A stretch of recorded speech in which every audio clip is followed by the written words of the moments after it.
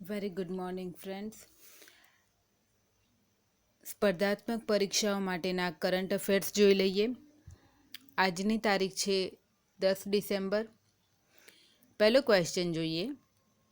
માનવ અધિકાર દિવસ ક્યારે મનાવવામાં આવે છે? જવાબ છે 10 ડિસેમ્બર, આજે જ. તો માનવ અધિકાર દિવસ દર વર્ષે 10 ડિસેમ્બરના રોજ મનાવવામાં આવે છે, કારણ કે આ દિવસે 1948માં યુએનની જે સામાન્ય મહાસભા છે તેના દ્વારા લોકો માટેના અધિકારોનો યુનિવર્સલ ડિક્લેરેશન ઓફ હ્યુમન રાઇટ્સનો સ્વીકાર કરવામાં આવ્યો હતો, અપનાવવામાં આવ્યો હતો, જે 500થી વધુ ભાષાઓમાં ઉપલબ્ધ છે. ભારતમાં આની સ્થિતિ જોઈએ તો ભારતના સંવિધાનમાં માનવ અધિકારની ગેરંટી આપવામાં આવી છે. ભારતમાં સંવિધાન દ્વારા જ મતલબ કહી દેવામાં આવ્યું છે કે નહીં, દરેકને કોઈપણ જાતના ભેદભાવ વિના સમાન અધિકારો છે. આપણા મૂળભૂત અધિકારો આપણે જાણીએ છીએ ને. ભારતમાં 28 સપ્ટેમ્બર 1993થી માનવ અધિકાર કાનૂન અમલમાં આવ્યો અને સરકારે 12 ઓક્ટોબરના રોજ રાષ્ટ્રીય માનવ અધિકાર આયોગનું ગઠન કર્યું. માનવ અધિકાર દિવસ ઉજવવાનો મુખ્ય ઉદ્દેશ્ય લોકોને તેમના અધિકારો પ્રત્યે જાગૃત કરવાનો છે.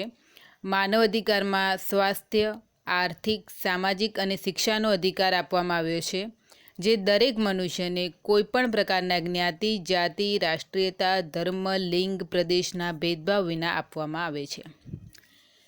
તો 2020ની જે માનવ અધિકાર હ્યુમન રાઇટ્સ ડેની થીમ છે, recover better, stand up for human rights. આ 2020ની થીમ છે. આ દિવસે ખાસ કરીને અસમાનતા, ગરીબી, ભેદભાવ ઉપર વિશ્વભરમાં જાગૃતતા લાવવા માટેના કાર્યક્રમોનું આયોજન કરવામાં આવે છે. લાઈકને કે દરેકનો વિકાસ થાય, સૌનો સાથ સૌનો વિકાસ, કોઈ પાછળ ન રહી જાય, દરેકને સમાન તકો મળે. પછી સસ્ટેનેબલ વિકાસ થાય એન્ડ કોઈપણ જાતનું ડિસ્ક્રિમિનેશન એટલે કે ભેદભાવનું સમાપ્ત થાય. બીજો પ્રશ્ન જોઈએ. કયા રાજ્ય સરકારે સૌથી વધારે ડાયરેક્ટ બેનિફિટ ટ્રાન્સફર યોજના અરુણોદય શરૂ કરી? આસામ.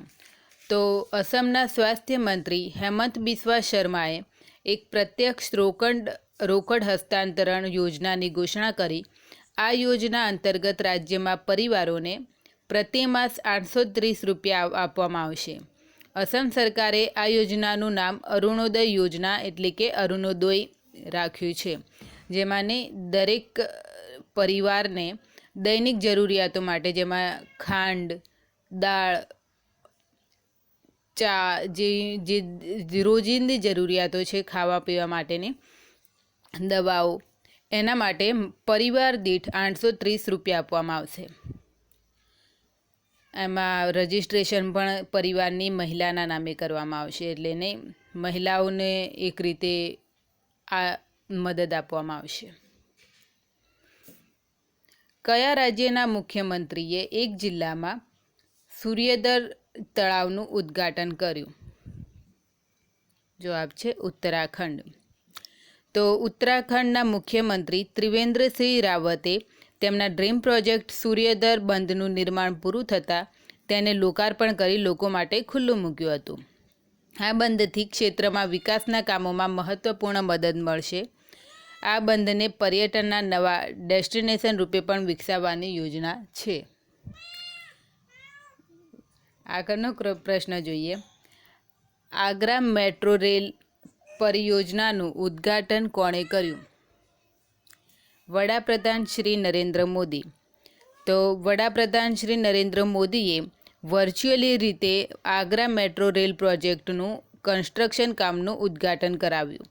આ પ્રોજેક્ટના ઉદ્ઘાટનમાં ઉત્તર પ્રદેશના રાજ્યપાલ શ્રીમતી આનંદીબેન પટેલ અને મુખ્યમંત્રી શ્રી યોગી આદિત્યનાથ પણ જોડાયા હતા. આ પ્રોજેક્ટનો ખર્ચ 8,000 કરોડ જેટલો થશે, જે આગ્રામાં એક પ્રકારે સ્માર્ટ ફેસિલિટીઝ માટે શરૂ કરવામાં આવ્યો છે ને એક રીતે ઇઝ ઓફ લિવિંગને એક પ્રકારે બૂસ્ટ આપશે. માઉન્ટ એવરેસ્ટની નવી ઊંચાઈ શું છે? 8,848.86 મીટર. મીટર તો લખ્યું જ નહીં મેં. તો આ અગાઉ ભારતે 1954માં જે માપેલી હતી એમાંથી 86 સેન્ટીમીટરનો અત્યારે વધારો નોંધવામાં આવ્યો હતો. આપણે ગઈકાલે જ ચર્ચા કરી હતી કે નેપાળ દ્વારા એક સંયુક્ત અભિયાન મતલબ ચીન સાથે મળીને એક સંયુક્ત અભિયાન હાથ ધરવામાં આવ્યું હતું. છેલ્લે ભારતે 1954માં જ્યારે ઊંચાઈ માપી હતી જેને એક માન્ય ગણવામાં આવી હતી અત્યાર સુધી 8,848 મીટર.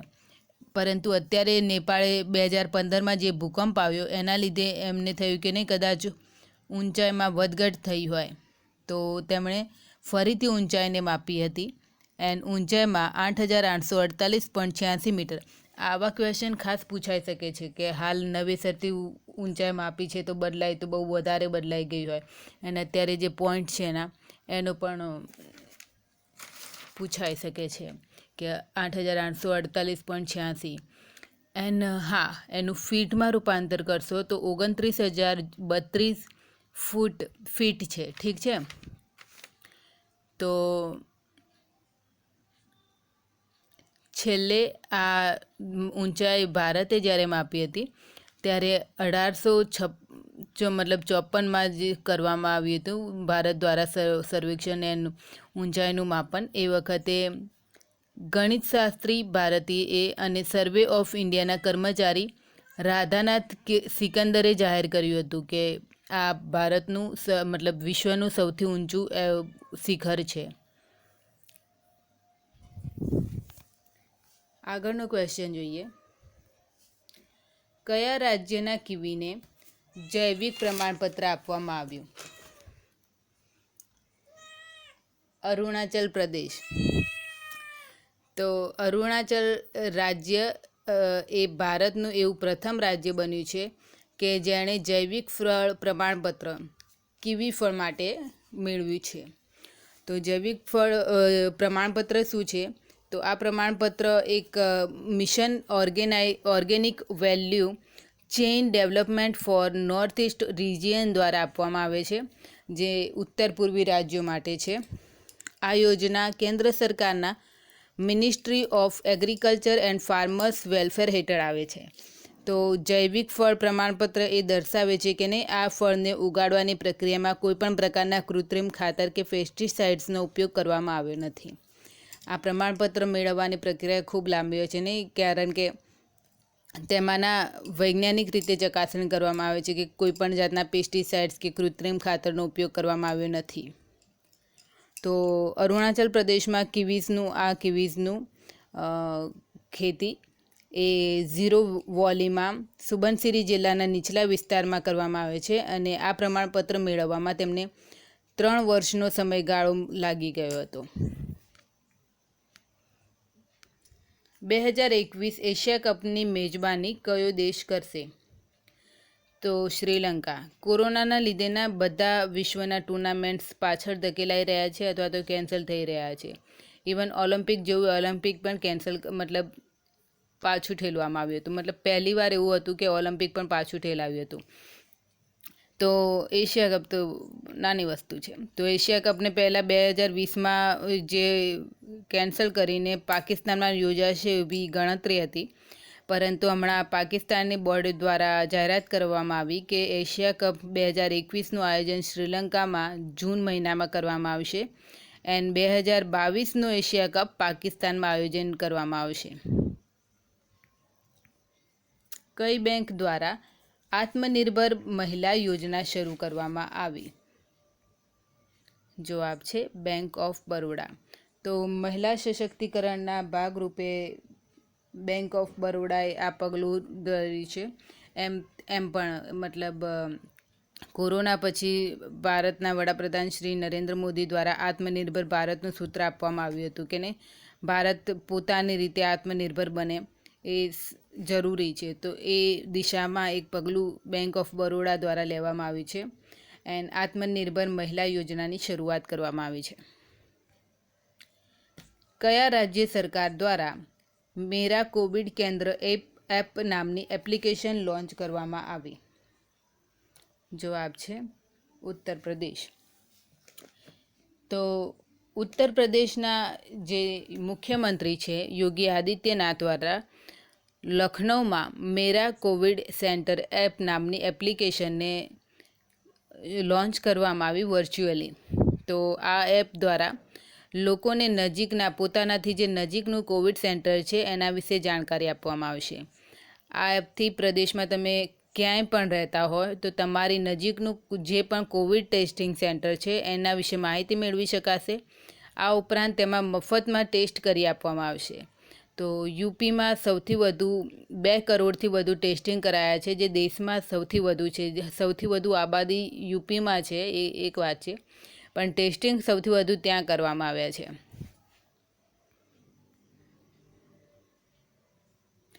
યુએન દ્વારા 59 વર્ષ બાદ દુનિયાની સૌથી ખતરનાક દવાઓની સૂચિમાંથી કઈ દવાને હટાવી લેવામાં આવી?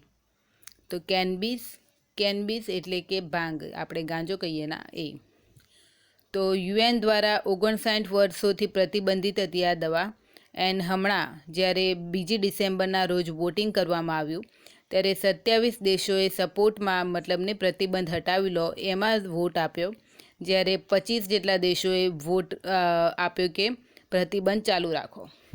નવાઈની વાત એ છે કે ભારત, અમેરિકા એન્ડ યુરોપિયન સંઘ જેવા દેશોએ તેના સપોર્ટમાં વોટ આપ્યો હતો. ચીન, પાકિસ્તાન અને રશિયા દેશ જેવાએ તેના પ્રતિબંધ માટેનો વોટ આપ્યો હતો. તો નવાઈની વાત એટલે છે કે નહીં, ભારતમાં આ બાબતે હમણાં જ આપણે જાણ્યું કે જ્યારે સુશાંત કુમારનો ઇસ્યુ ચાલી રહ્યો હતો એ વખતે ઘણા બધા ફિલ્મી એક્ટ્રેસને બધાની જાંચ કરવામાં આવી હતી. ભારતમાં એટલું પ્રતિબંધ છે ગાંજો એ બધું કે અમુક નજીવી માત્રાથી પણ જો વધારે મળે ના તો ગુનો બની જાય છે. ભારતમાં narcotic drugs and psychotropic substances act 1985 હેઠળ આને પ્રતિબંધિત કરવામાં આવે છે.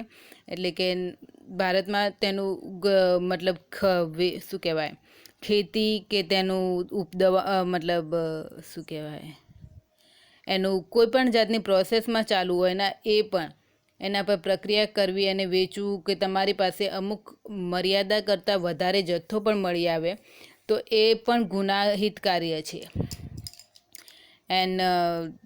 ભારતે વૈશ્વિક સ્તરે આના ફેવરમાં વોટ કર્યું છે. તો એના માટે છે કારણ કે આના કેનબિસ એક પ્રકારના દવામાં ડ્રગ્સ ખૂબ જ મદદરૂપ થાય છે. તો વૈશ્વિક સ્તરે ભારત આની ખેતી સારા ભાવ મેળવી શકે છે. તો એના લીધે ભારતે કદાચ એના લીધે વોટ આપ્યો છે એના ફેવરમાં.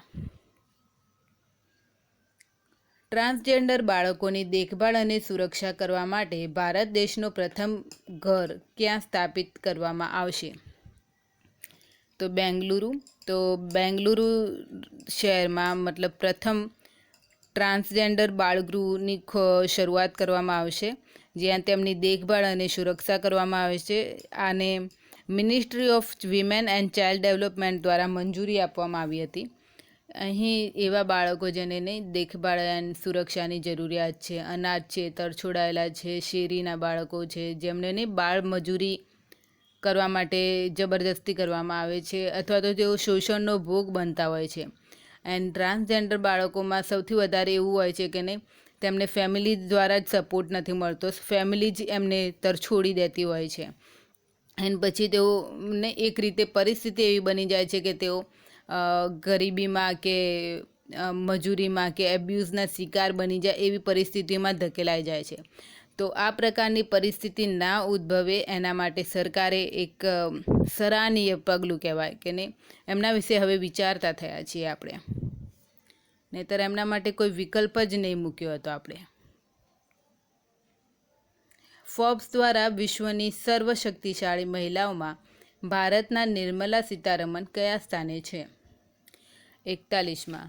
તો ફોર્બ્સે સૌથી શક્તિશાળી મહિલાઓની 17મી યાદી બહાર પાડી છે, જેમાં આપણા નાણાપ્રધાન નિર્મલા સીતારમણ એ 41મા સ્થાને છે. તો આ લિસ્ટમાં સૌથી ઉપર છે એન્જેલા માર્કેલ જર્મનીના. આપણા ત્રીજા નંબરે છે કમલા હેરિસ, જે હમણાં જો બાઇડન સાથે ચૂંટાઈ આવ્યા છે. હમણાં તેઓ જાન્યુઆરીમાં શપથ લેશે.